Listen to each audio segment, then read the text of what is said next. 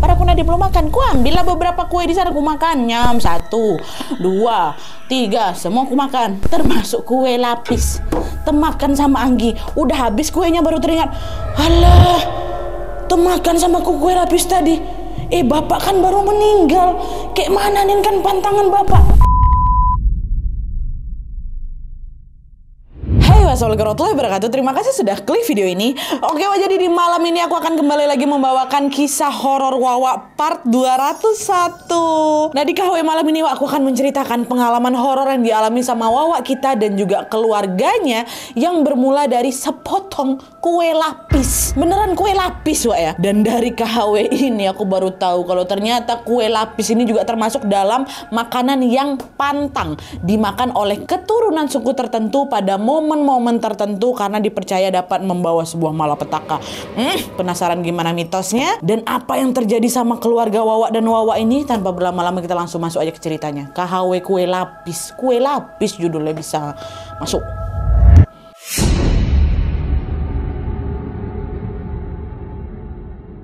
Oke, jadi cerita yang aku bawakan malam ini dikirim sama Wawa aku yang bernama Anggi dari Gorontalo. Halo Kak Anggi. Jadi pengalaman horor ini dialami sama Anggi dan keluarga besarnya pada tahun 2021 lalu. Jadi Anggi ini merupakan anak bungsu dari 3 bersaudara, Wak. Kakak pertama yang namanya Kak Sulis, kakak keduanya namanya Kak Desi, yang ketiga Anggi. Nah, Anggi, Kak Sulis sama Kak Desi ini tiga-tiganya sudah menikah dan juga sudah punya anak semuanya. Bahkan anak pertama nih, Wak, Kak Sulis ini udah punya anak juga namanya Galang. Galang ini pun sudah nikah nama sama istri yang namanya Vita. Ini ingat ya, berarti ini adalah keponakan iparnya Wawa kita, Vita nih kan. Iyalah, Galang ponakannya nikah sama ya itulah pokoknya gitu kan. Nah, keluarga Anggi ini, Wak, punya latar belakang yang cukup unik. Dimana bapaknya Anggi ini bernama Pak Firman, itu merupakan keturunan suku Gorontalo yang masih kental kali dengan adat dan juga budaya khasnya Gorontalo. Nah, salah satu adat yang masih dipegang teguh sama Pak Firman adalah ketika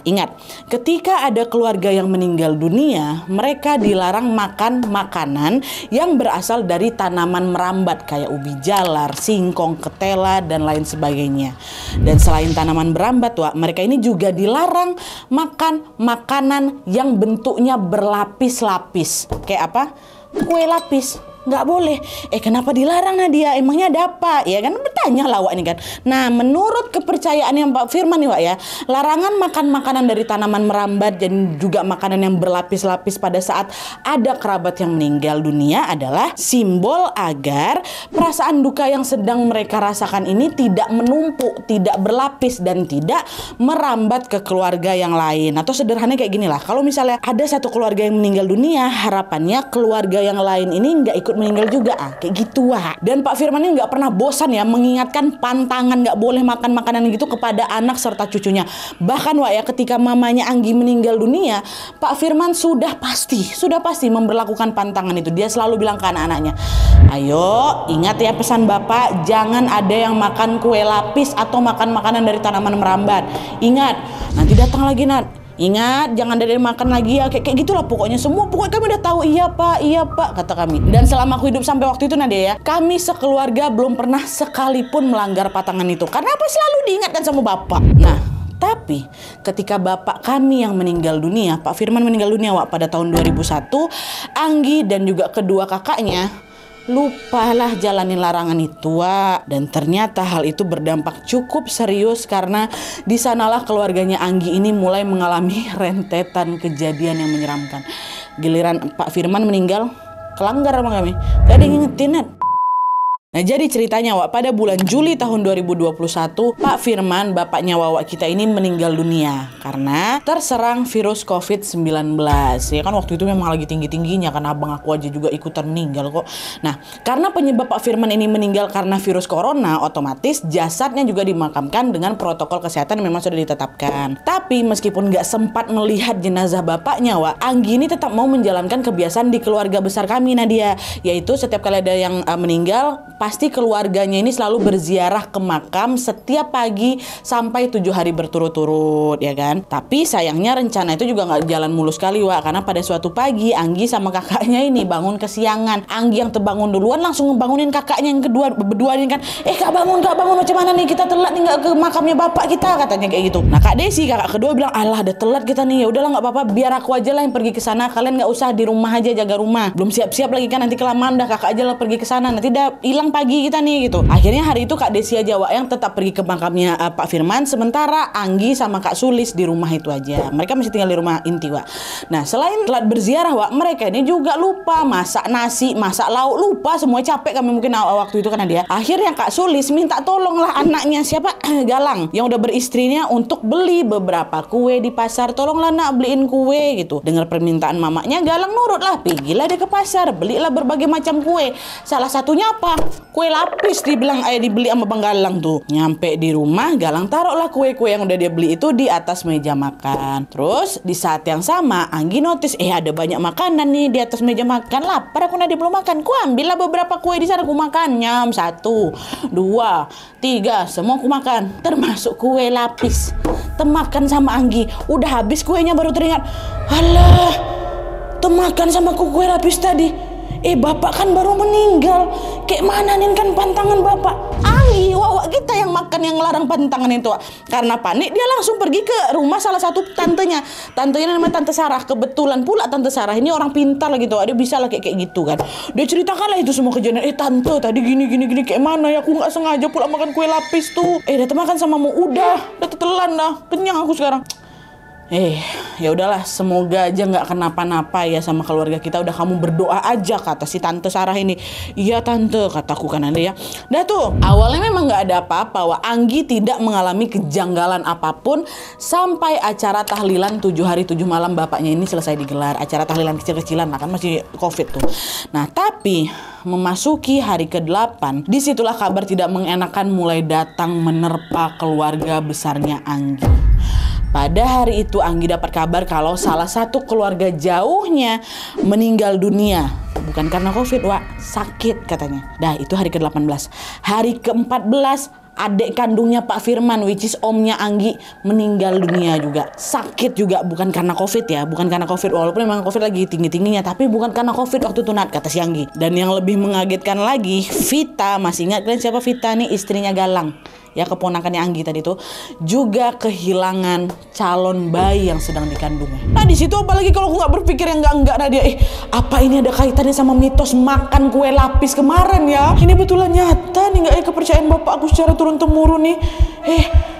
Gara itu nggak ya? Nah selain keluarganya ini meninggal dalam waktu yang berdekatan, Wak, ternyata Vita, ponakan yang keguguran tadi, Wak, juga mengalami teror mistis juga nih. Nah ini aku ceritain ya pengalaman horor yang menimpa Vita dan disaksikan langsung sama si Anggi.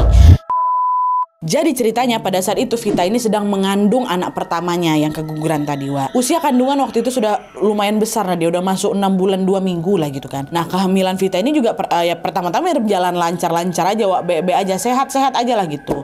Tapi pada suatu subuh jam 4 pagi, Wak, Vita ini tiba-tiba ngalamin sakit perut, sakit kali gitu kan. Karena panik, Galang suaminya pun langsung lah bawa Vita ke klinik terdekat.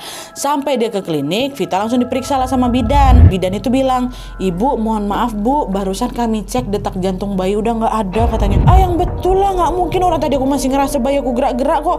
Cobalah dicek, jangan-jangan alatnya yang salah, kata Vita kan. Gini aja Pak, Bu, biar lebih akurat, biar lebih pasti, coba Ibu di USG aja, tapi ke rumah sakit besar di sini nggak bisa. Ayolah Bu, cobalah ceklah ke rumah sakit besar untuk memastikan lagi. Dengar itu Galang sama Vita panik lah, Wak. Mereka langsung lah pergi nih kan ke rumah sakit mengikuti saran dari si bidan tadi.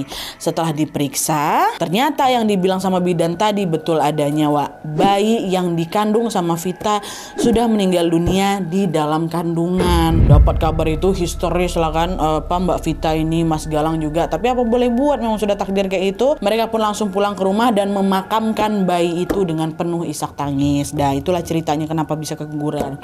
Nah setelah bayi itu dimakamkan, Wak, Vita ini jadi sering kedapatan menangis dan melamun dengan tatapan kosong. Ya wajar pula lah kan, Wak. Rasa kehilangan itu betul-betul membuat Vita ini dilanda perasaan sedih yang sangat-sangat dalam. Nah Anggi, wow kita nggak tega sama keadaan Vita kayak gitu, akhirnya ngajak Vita ini buat nginap beberapa hari di rumah dia, rumah inti nih.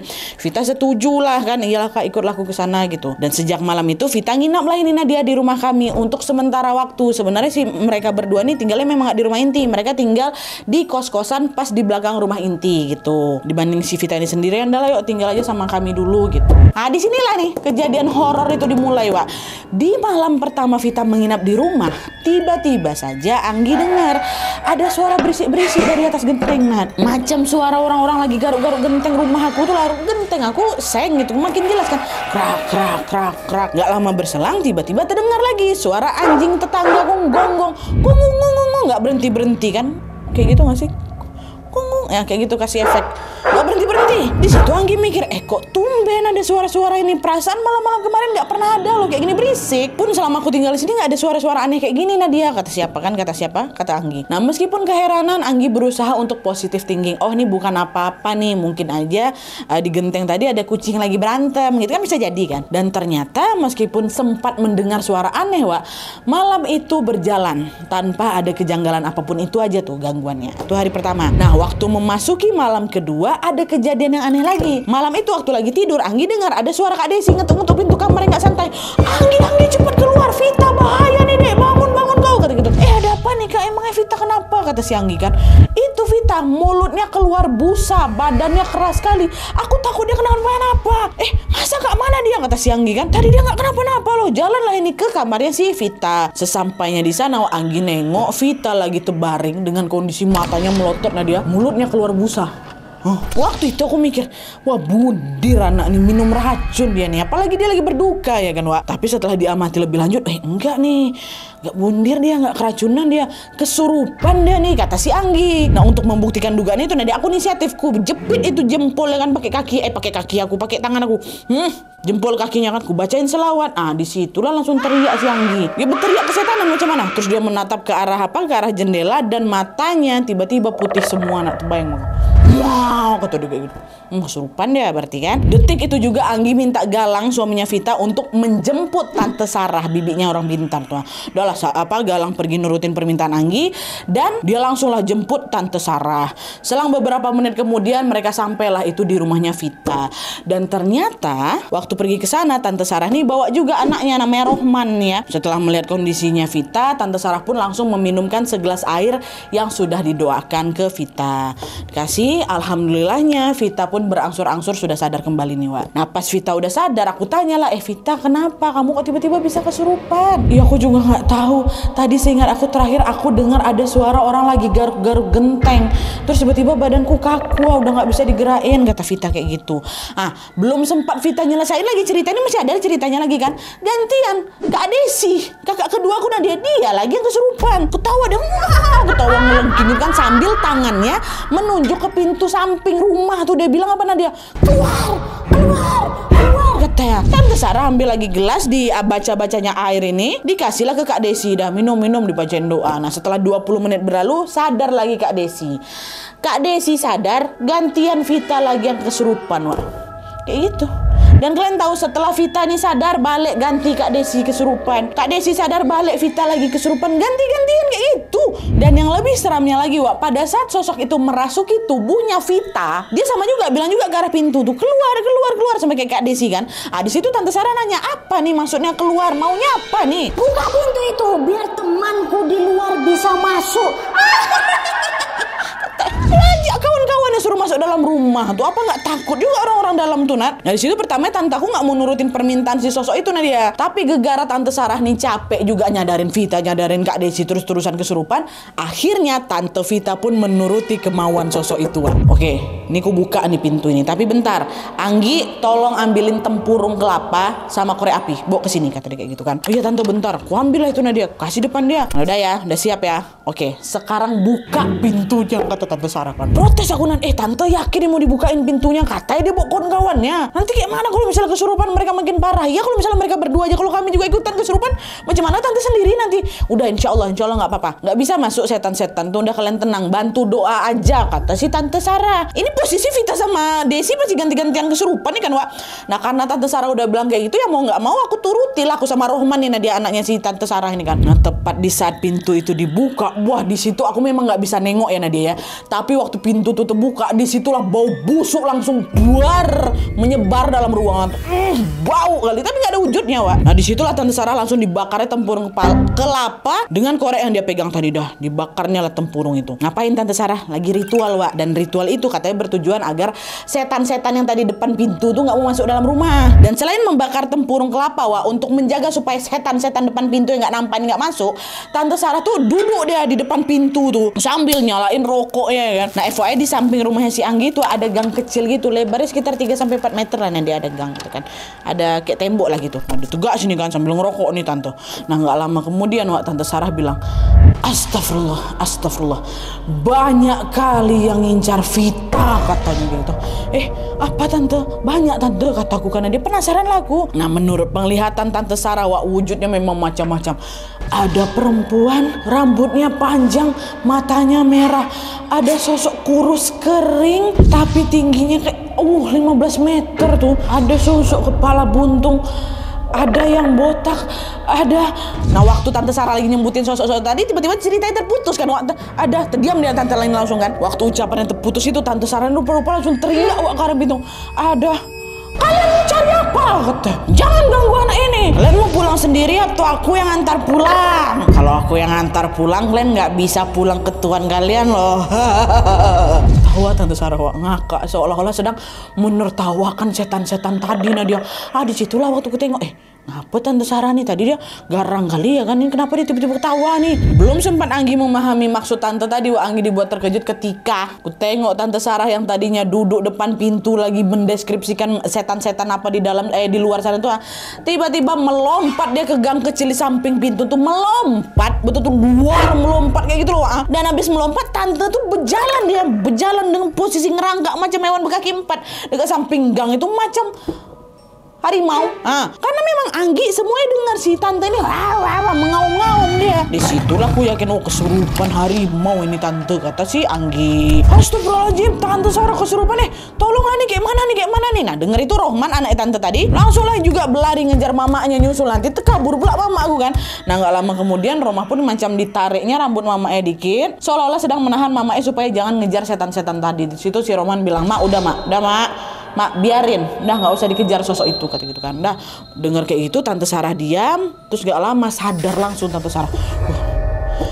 Buatkan mama kopi dulu cepat, kopi hitam, kata si Tante Sarah. Anggi langsung bilang, udah Tante diam di situ, biar Anggi yang bikin. Larilah aku ke dapur karena dibanding Rohman nanti terlepas, aku nggak bisa jaga Tante Sarah. Nah pas aku lagi bikin kopi, ini belum selesai nih, Wak, ya. Tiba-tiba Anggi dengar lagi macam ada suara orang lagi berjalan di atas genteng lagi. Nah tak. Wah ini datang lagi nih, makin keras tuh, detik itu juga nggak jadi aku bawa kopi tuh, berlari aku keluar panggil, weh Rohman, di atas tuh ada suara orang nginjak seng lagi tuh, itu pasti hantunya lagi tuh, coba aku cek ke sana, kata si Anggi kan. Chaos lah dia waktu itu, tegang kali memang. Dah Rohman langsung, mak bisa ya mak ya, biar aku kejar dulu ke atas dah, cepat gue kejar ke atas, aku nggak apa-apa, kata mamanya.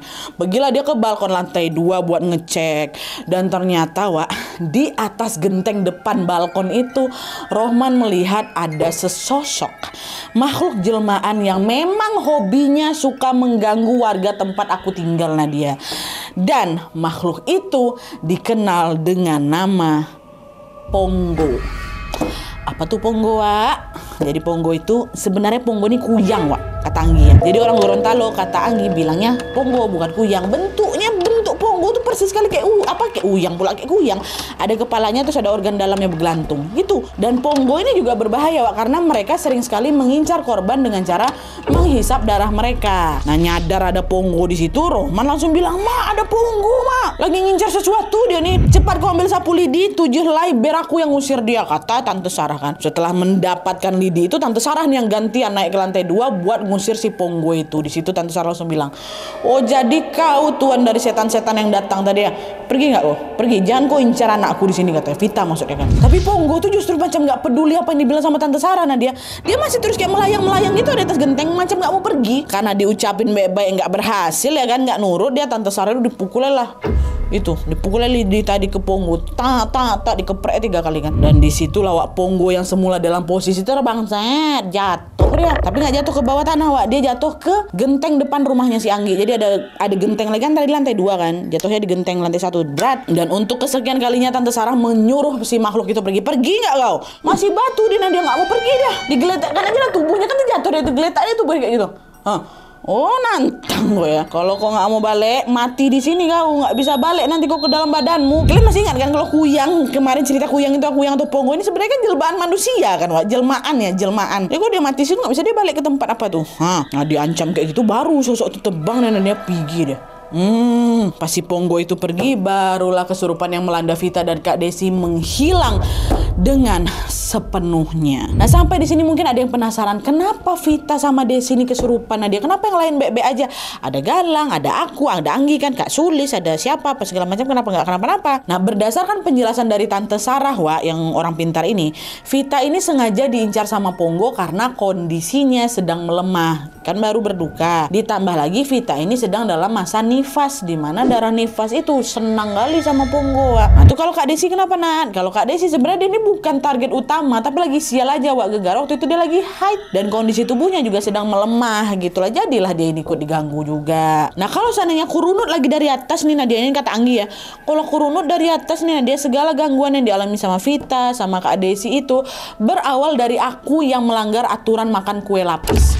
Itu kata si Anggi Wak. Entahlah ini kebetulan atau memang ada kaitannya dengan kue lapis, tapi yang jelas tidak lama setelah Anggi makan kue lapis kan Vita kehilangan calon bayinya Wak. Karena kehilangan bayinya kondisi Vita jadi melemah, jadilah itu dia incaran Ponggo. Jadi bisa dibilang kisah ini macam domino efek gitu lah, karena saling berkaitan satu sama lain. Bermula dari satu kesalahan ternyata dampaknya merembet kemana-mana. Nah jadi itu tadi Wak, kisah horor yang dialami sama Anggi dan juga keluarganya yang bermula dari sebuah mitos kue lapis. Terlepas dari benar atau tidaknya mitos tentang kue lapis itu, tapi yang jelas kejadian ketika Vita sama Desi diganggu sama sosok Ponggo itu memang betul-betul terjadi kata Jawa. Anggi juga bahkan ngirim dokumentasi pribadinya ke kami. Ya percaya nggak percaya aku kembalikan lagi ke kepercayaan kalian masing-masing ya. Dan kalau misalnya ada nih Wak Gorontalo di sini yang juga pernah mendengar soal mitos ini, apakah mitos ini juga kalian percaya di sana? Atau mungkin kalian juga pernah punya pengalaman mistis serupa gara-gara makan pantangan ini, kue lapis atau tanaman-tanaman berambat itu Wak? Kalau yang ada tolong tambahin aja ceritanya di kolom komentar di bawah Wak ya. Oke Wak, jadi sekian dulu videonya. Terima kasih banyak yang sudah menonton. Kalau kalian suka video ini, klik like-nya. Jangan lupa komen di bawah tidak ada dan syarat-syarat untuk video selanjutnya. Jangan lupa nyalain notifikasinya supaya kalian tahu kalau aku upload video baru. And as always, jangan lupa untuk klik tombol subscribe supaya kalian sama-sama tahu informasi menarik dan menegangkan dari channel aku. See you next video Wak, bye.